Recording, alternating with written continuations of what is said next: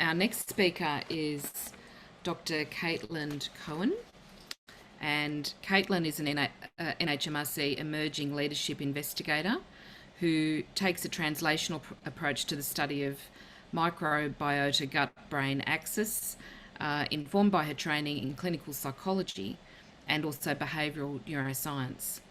Prior to this, she was a Marie Curie postdoctoral research fellow in the laboratory of Professor John Cryan and Professor Ted Dinan at the APC Microbiome in Ireland, where her work focused on the importance of early life microbiota in shaping neurodevelopmental outcomes.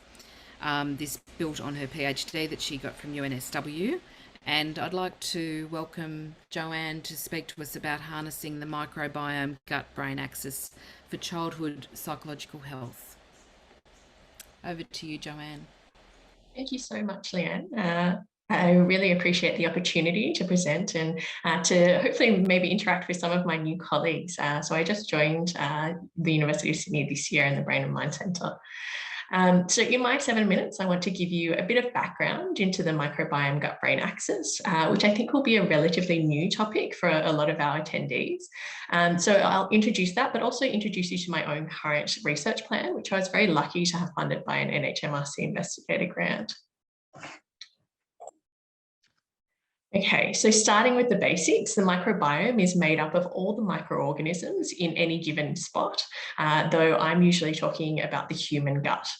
And in adults, I can show you all of these impressive facts about how big the human microbiome is. The one that stands out to me is this one, which tells us that we actually carry more microbial cells in and on our bodies than we do human cells. But the microbiome doesn't start out that big. We know that the microbiome develops very rapidly across the first 3 years of life, and that this is true across cultures. So what's interesting about this, especially to me as a psychologist, is that this period really coincides with the times when the brain is also developing very rapidly. So that famous first 1,000 days. Not only does the microbiome develop in parallel with the brain, it's now clear that there's bidirectional communication between the two via this complex set of biological pathways known as the microbiome gut-brain axis, a few of which we've already sort of touched on today, including the immune system. So this gives us an idea that there are many ways for signals from the microbiome to influence our brains and in turn our behaviour. Now, much of what we know about the microbiome gut-brain axis has been derived from animal studies. So I'm just going to give you the briefest snapshot of this literature. There are now quite a few studies showing that the microbiome can influence the behaviour of developing animals in key ways, with, for example, disruption of the microbiome resulting in aberrant behaviour. So one really key model is the use of germ-free animals. So these are animals that have been raised without any microbiome at all, and they show huge deficits in social behaviour and other behaviours such as fear extinction, as well as changes in all kinds of markers of brain development, including neurogenesis and neurotransmitter levels. Another key technique in this field is in understanding the role of the microbiome is fecal microbiome transplant. So here we take a poo sample from an individual donor and we filter it down and transfer it into the gut of a recipient. Now, early studies use mouse-to-mouse transfer to provide evidence of a causal link between the microbiome and anxiety-like behaviour, but recent studies have also shown that this technique can transfer symptoms of mental illness across species. So if we take a poo sample from a depressed human or a child on the autism spectrum, we see some behaviours resembling symptoms of those disorders in the recipient rodents. Now, we also have evidence that less extreme manipulations of the microbiome can alter behaviour across development, with microbiome targeting interventions sometimes having a positive effect on behavioural outcomes. So these are not the only or the best examples, but they're some of my own work where I've shown that a probiotic formulation can reduce the effects of early life stress on infant fear memory and extinction in rats, and that this can be the case even across generations. As well as showing that the probiotic can reduce risk for later development of anxiety-like behaviour in animals showing early risk signs. So I don't have time to go into the details, but feel free to ask me later. Now, part of this year's symposium theme is the issue of translation, and a lot of what I've spoken about so far has been done in animals, and often it's a very difficult pathway from there to human research. So what do we know about the microbiome's role in human mental health so far? Firstly, we know that there's a huge overlap between gastrointestinal and mental health, and also that the microbiome is altered in all kinds of psychological disorders. Now, this includes neurodevelopmental disorders emerging in childhood, which aligns with my own interest in development. So disorders like autism spectrum disorder and ADHD. There's also evidence linking the microbiome composition to transdiagnostic behaviours observed across many early onset psychiatric conditions. So, for example, in social behaviour and fear responding to behaviours that also came up in my discussion of the animal literature. And moving away from correlation, we're starting to see a very few microbiome intervention studies in children, though there are some potentially promising findings.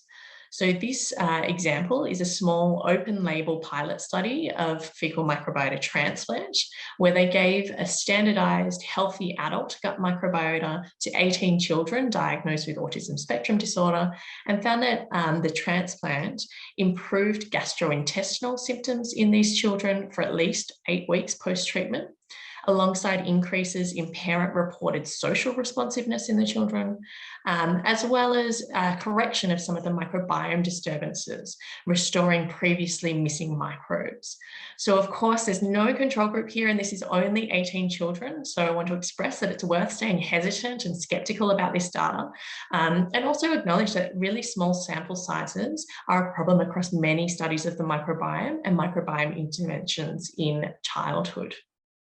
There's also been limited investigation of those potential transdiagnostic behaviour patterns. So those 2 examples I gave earlier are some of the only ones. And there's been limited attempt to really find out about the mechanisms or causality in any microbiome mental health relationships during childhood. So these are all issues that I'm hoping to address with my current work. So this is the long-winded title of my investigator grant, but it really focuses on 2 areas, so I'll break it down for you. The first stream is a collaboration with Professor Mark Dadds here at the Brain and Mind Centre and Professor Valsa Epen at Liverpool Hospital and UNSW. So they have this really great cohort recruited through South West Sydney Local Health District, made up of families from diverse cultural and socioeconomic backgrounds. And these infants have been assessed at various time points on key outcome measures of social responsiveness, emotional attention, and also learning. So since starting, I've been heavily involved in the clinical diagnostic assessments happening now as kids are turning 3. And I'm also currently conducting a microbiome analysis of fecal samples collected when infants were 6 months old, with the key question being whether we can predict any of our psychological outcomes from the microbiome composition or its functional potential at this early age. Okay. Moving forward, I'll also be collaborating with Associate Professor Michael Boehm, again here at the Brain and Mind Centre. And I just pause here to congratulate Michael, who was awarded a PM prize for new innovators just last night. So together, we're hoping to try and take this information to the next level. So I'll be processing fresh poo samples from the 3-year-olds to use in a fecal transplant study in an animal model. And here we'll be able to delve further into the potential mechanisms and causality for any relationships observed in our human cohort, and move towards an intervention to reduce behaviours associated with risk for neurodevelopmental issues. So here we'll be focusing our interventions on potential missing bacteria or missing metabolites from the microbiome analysis. So that's all the time that I have, but I would love to hear your feedback and any questions that you have if there's time. Thank you very much. Thank you, Caitlin. What brilliant, interesting research. We are right on time. I did have a question just about, you were talking about emotional social development. I'm just wondering, are you looking at speech and communication outcomes? Yeah, so we do have a little bit of information on language development in these children, and so we have parent reports. So we discussed that in the clinical interview, but there's also some questionnaire data on those aspects, which will be again quite interesting to see because there are some indications that communication is one of those issues that might be transferred over in a microbiome transplant study. So yeah, I think having some more detailed analysis in that area would be actually really, really interesting. one other question for you. Do probiotics, for example, have a positive impact on symptoms? Yeah, I think it's very early days. The I would love to be able to say yes, but I think in clinical settings we have very limited evidence. So it's just involved in a systematic review of the microbiome in anxiety and depression, and we probably have a bit more there, I would say, in adult populations, particularly in depression. And it seems to be we have some evidence in depression, but not so much in anxiety. So we definitely are looking for specific probiotics for specific problems, and we're not all the way there yet in terms of the clinical recommendations, but hopefully we're moving towards that goal. Fantastic. Well, thank you very much for a really lovely talk. I Thank might you. move on now. Thanks, Caitlin.